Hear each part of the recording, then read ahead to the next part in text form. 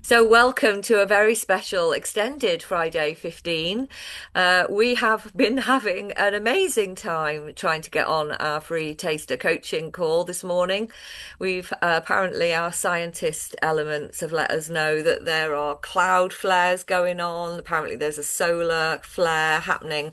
And indeed, of course, it is a full moon today, Friday the 5th. It's very big supermoon. So it looks like Zoom completely went down. And yay, creating lots of stress in my system. And guess what the theme for today is? Managing stress.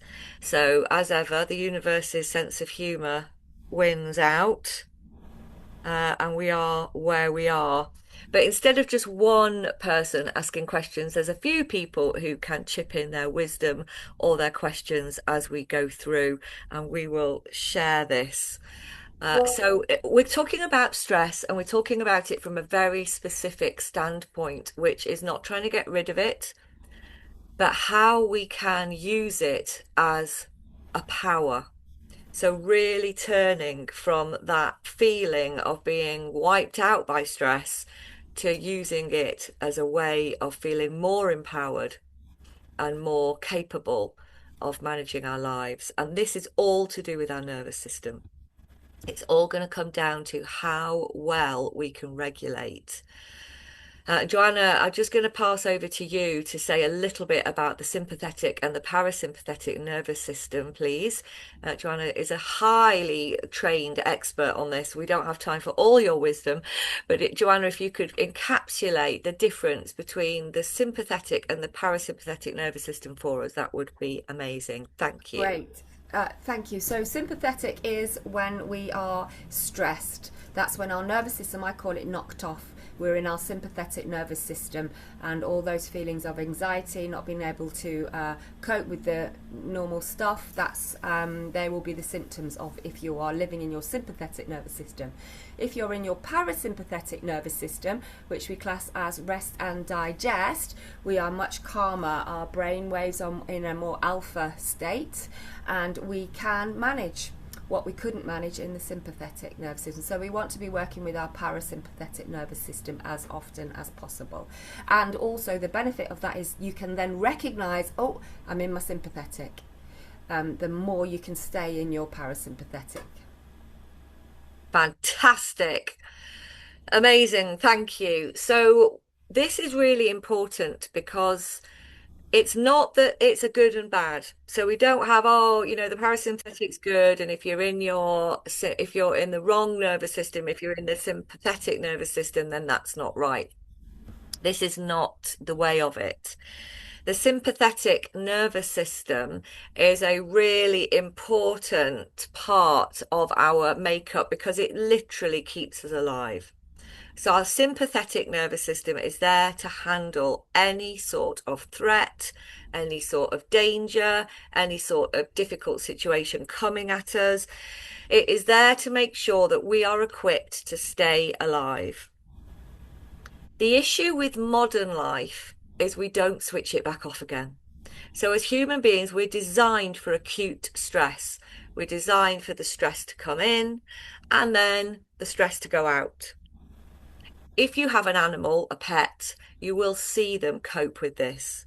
So we've got a new cat at the moment because my son's brought his cat home, and the dogs and the cats are trying to find their way. The cat likes to jump out at the dog, and the dog is 16 years old and does not find this amusing. So you notice the stress come up. Now the dog will see the stress. It will move away from the stress. It will jump or run or move or tense. And then you notice just a few minutes after it will shake. Perhaps even seconds after, because it's getting used to the cat now. So it has a smaller spike. The dog shakes, that's it. It's gone. Our other dog is a little bit calmer and he just stands there facing the cat down. So that puts the cat into stress. So the cat fluffs its tail out, it goes into stress. If you watch the cat, within a few minutes it will stretch. It will go into its stretch pattern, slightly different to a stress release from the dog. You don't see it shaking in the same way, but you really see it going into this stretch and release. We should do the same. That's it returning to its parasympathetic nervous system. That is the animal going, do you know what? The life-threatening situation is not actually here. I can return to a nervous system that is going to support my digestion. It's going to support my healing. It's going to support my wellness. It's going to support my thinking. So the kind of thinking we do in sympathetic nervous system is much more reactive. Not bad, we need it, but it comes from our hardwired belief systems. It goes bing, I know what I'm doing here. I'm doing bing, bing, bing. When my house was on fire, I didn't stop to think about the right course of action. My body took me into the children's room, got them out of their beds, and started to go out of the house. There was no thinking involved. I was actually super calm. But of course, looking back, it was a super heightened calm. It wasn't calm, but it was very direct, very, very directive, very, very, very specific. So, what happens in modern life is acute stress gets reinterpreted into chronic stress, and we never lose that sympathetic nervous system, sometimes not even at night. We're waking through the night, we're finding it difficult to drop off to sleep, and we're not dropping down into that really important parasympathetic rest and relax, recuperate, digest, sort out the cells that need sorting, cleanse the body, and ready to start the next day. And this is really when stress becomes a big problem because acute stress has become chronic. Okay, any questions on that so far? Is anybody resonating with this? You can just give me a little tinkle with your fingers. This is yes, this is resonating sign. And just to say to the people who've joined us, this is going out as a Friday 15, so you won't be on camera. It will only be your voices. When we're stopping at 22. More information about that when you listen back. We've had a stressful morning. So if there's no questions, I will plow on, but do let me know if you have them. What I want you to take away today is you've all done the zero zone model on this course. If you can stay on that pivot point of the seesaw, you can watch, as Joanna was saying, you watch yourself get knocked off. Do not judge yourself for getting knocked off. You are going to get knocked off. But the parasympathetic nervous system is on the zero zone. It's on that pivot point of the seesaw. You're not standing on either edge of the seesaw. You're standing above the pivot point. So you can watch your nervous system get knocked, but you don't have to join in. Oh, look at that. I did it since 10 to 9 this morning when the first Zoom error code popped in. I'd done all the planning of the workshop. We'd done all the invitations. We'd even managed to get an invitation out on LinkedIn. That's heroic for Indigo Brave. We had actually shared on social media, and I go in at 10 to 9, Zoom code. No error, nothing doing. Immediately get in touch with my wonderful business operations manager. She texts me back. All the roads to my village have shut down. I've done there's some sort of incident gone on. I've done the school run, but I can't get back home. Can't do anything. And I watched my system try to spike me into my sympathetic. I breathed. Step number 1, breathe. I consciously made my out breath longer than my in breath.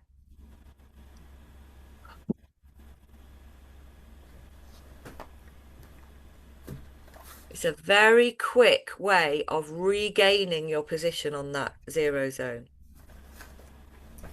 I then noticed that I could do a couple of other things. I spoke to Joanna. She was having the same error code. Now, weirdly, I did start to feel a bit better when I realized that other people had the error code as well.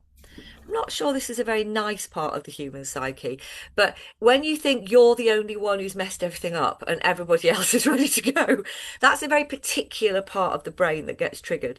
When it starts to become clear that actually everybody is getting the same error code, okay, this actually might be on Zoom's plate and not on my plate. And what we can do there is we can start to take ourselves out of any little holes that might have gone into our self-worth. Oh, this is me. If you have a message like I do, you always get it wrong, Layla. You're always the one that messes it up, which comes from way back in my childhood, which I have healed a million times. But under immense stress, I can still access that part of my system. Of course I can. Luckily, other people were having the same error code, so I could make sure that my stress was only at an esteem level. No, we do not go into self-worth over this. You have absolutely done your best, Layla. We will go forward. Brilliant. It stops that perfection voice, perfectionism. Yeah, it stops that. You have to be perfect, Layla. Very, very strong voice in my system. Good. So I'm now breathing consciously. That means I've taken control of the situation because I couldn't breathe consciously if my house was actually on fire. It would not be possible. If I was actually, if you think back to those incredibly stressful, those real stressful situations in your life, and notice that you just went into, okay, I've got this. It's like a hyper focused state. You cannot override that.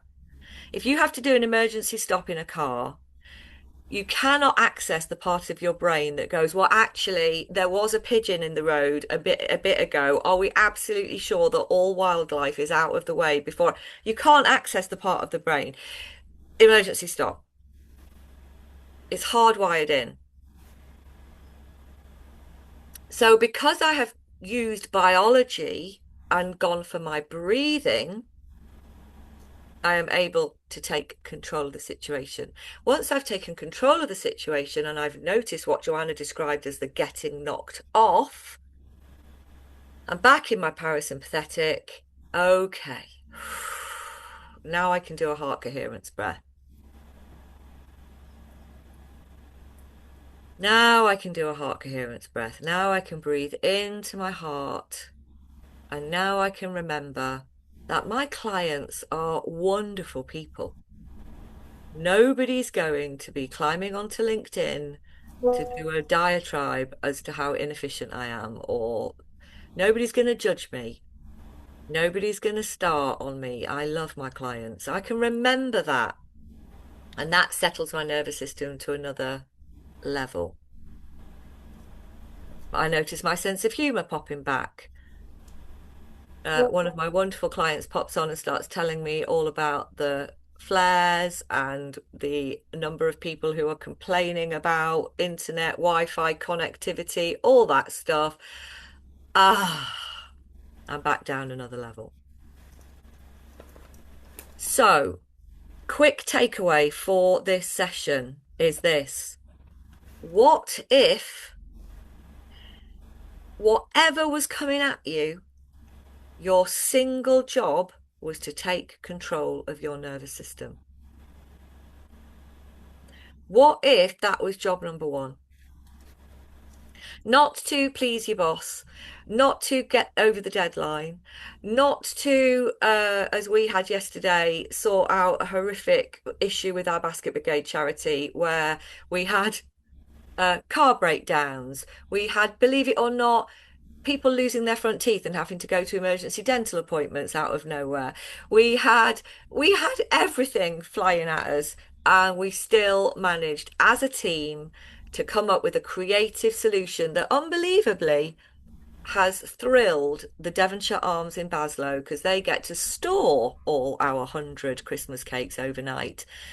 They couldn't be more keen to help, and they're going to get a mention in all our socials as to how fantastic the team at the Devonshire Arms Baslow push push is. So it's a better than solution. I honestly believe that we couldn't have done it if we weren't committed as an Indigo Brave not to jump into shame blame, not to jump into sympathetic nervous system, not to jump into panic, but to stay at our number one is stay in sympathetic nervous system. Now, to do this, of course, you have to trust. And this is where the longer session that we will do starts to kick in, and there isn't time for that today. But we have to believe in our belief systems that we are capable of perhaps these kinds of words: solving, getting through, managing, finding a better solution, working this through. Whatever it is, we have to believe, do you know what? This turns out okay. This turns out okay. I don't know what that okay is yet, but this turns out okay because I, dear Layla, am not in charge of everything. Another voice in my head. I don't have the whole picture yet. So of course I can't see all the solutions. I didn't know that the Devonshire Arms weren't desperate to increase their giving and able to join in a Christmas charity this year. I don't have all the information, and therefore I can't know the solution. So you do have to work on your what do you trust when everything else is in panic? What is your belief system that you can fall back on? And the last thing I'll say before we finish is also it's vital that you understand this is not the same as staying calm. So the famous keep calm and carry on, that is parasympathetic nervous system with contraction. Keep calm, keep calm. I will be calm. I'm not going to get angry. I'm not going to get upset. I do not have emotions. I am calm. That is absolutely the opposite of this process. This process is, oh, look, I have fear. Oh, look, I have anxiety. Oh, look, I'm trying to get into my sympathetic nervous system. Very easy to get those two confused. This is an awareness which sees what's going on, not an insistence to stay apparently in control. Amazing.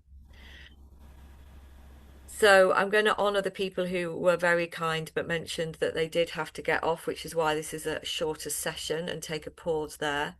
But I'm also going to throw the question floor open, or comments, of course. Comments, noticings. Do you notice how challenging it is to return to your own breath when the stress is coming at you? And how would your life be different if actually your number one job was to look after your breath, look after your state, and that became your job, your number one job, and everything else came from that. We've got some lovely nods going on, so I can see that it's making sense to you. Thanks. Any comments? Questions? That was really helpful. I think it's worth noting that science has proven with the physical body that we can live the least amount of time without breath. So it's there for a reason. If we can live the least amount with it, it is obviously the most important. Whoever created the human body created it, that breath is the most important. It's proven. Yeah. So, therefore, to empower ourselves or go into dolphin mode, as I sometimes think of it, because dolphins have to consciously breathe. So, we empower ourselves, go into dolphin mode, and consciously choose the breath. Yeah, I love that, Joanna. Thank you. And it's such a great reminder that this isn't beating thinking with thinking. No. I must be in control. Right, marshal the troops, grab everything. I can solve this. That is trying to beat thinking with thinking.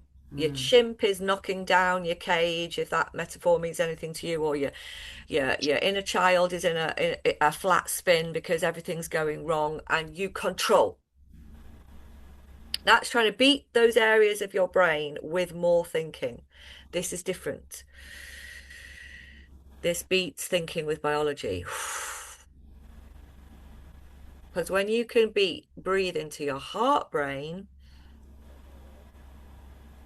then your limbic brain has got to stand down because you can't do that in those true hyper aroused states. You simply can't. There was no part of me on the occasion when I realized that my son was running through two parked cars and there was a car coming down the road. When I saw that, there is no way that I would have been able to consciously breathe.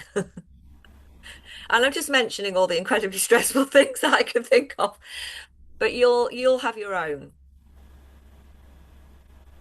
So when you can consciously breathe, your limbic goes, "Oh, our life is not under threat after all. I can stand down." And then you can release out. You can release that out of your body. You know, you can stretch like the cat, you can shake like the dog, you can do whatever you need. You can go outside and earth. This is a really important one, very difficult in this climate, unfortunately. But you can earth yourself onto the ground, bare feet on the ground. I have come up with a top tip: sheepskin rug on the grass, stand on the sheepskin rug. That's how I'm doing my Qigong at the moment, because that earths you. You can also put it onto stone if it's natural stone. It doesn't work on decking, fortunately. So, release is just as important to release the stress afterwards. Okay, we're going to leave it there for our extended Friday 15. Any more questions? Is it all clear? Can you commit to it, guys? Can we commit to really trying to make it our number one? Yes. We have yeses. What if you could go through the day with my number one job is my state, because that is my well-being. That is my physical, emotional well-being. That is my ability to be there for my family. And ironically, that is also my ability to be there for my job because it is the creative, it's the problem solving, it's the ability to see outside the box. It's all those wonderful types of thinking which we don't do when we're in stay alive overdrive. Any final thoughts, Joanna, before we end? I thought I had something, but I don't think I'm going to have time to put it together. I know what you mean. It's been a Mm. bit of a speed session, Mm. but there we go. We beat Zoom. We managed it Mm. anyway. We stayed calm, and I had a physical. Talk about you teach what you most need to learn. Definitely true. Have a wonderful day, stroke weekend, stroke entire week. Why not? Looking after your state. Thank you. See you next time. Bye.